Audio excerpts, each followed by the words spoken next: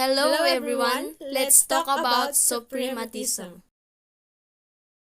Kazimir Malevich was the founder of the artistic and philosophical school of suprematism, and his ideas about forms and meaning in art would eventually constitute the theoretical underpinnings of non-objective or abstract and art.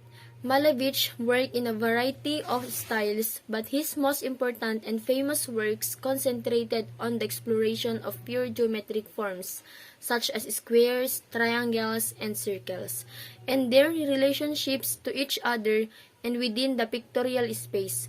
Because of his contacts in the West, Malevich was able to transmit his ideas about painting to his fellow artists in Europe and United States, thus profoundly influencing the evolution of modern art.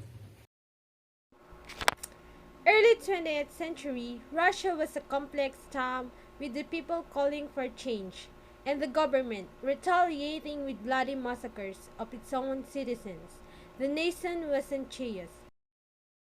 Tsar Nicholas II's reign seemed to be nearing an end as revolutionary communist forces began to gain popularity.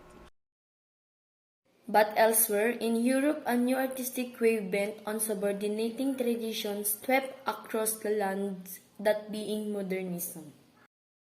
Influenced by the Cubists such as Pablo Picasso and George Braque, as well as a futurist such as Umberto Buccioni and Luigi Russolo. A Russian artist named Kazimir Malevich joined in the movement of Cuba futurists, bringing both style into water. he and other Cuba Future has collaborated on a play in 1913 titled Victory Over the Sun. In designing backgrounds for it, Malevich created extremely minimalist forms which would go on to inspire the beginning of his new movement.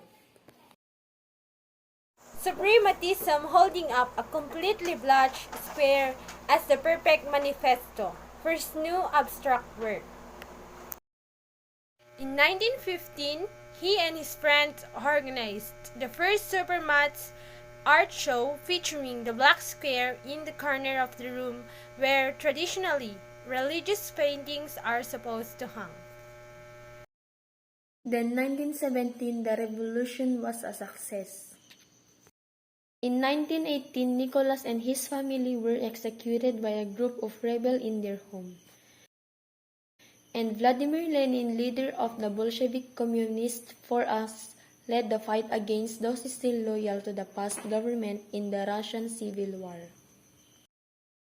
To illustrate the main difference between suprematism and constructivism, one can use the constructivist painting, beat the whites with the red wedge, which sometimes is mistaken for suprematism. The red symbolizes the communist forces defeating the white loyalists, which conveys an overt political message which Malevich was strongly against. Kazimir Malevich passed away at the age of 56. At the funeral, the black square stood strong above him and also marked his eternal resting place on his grave.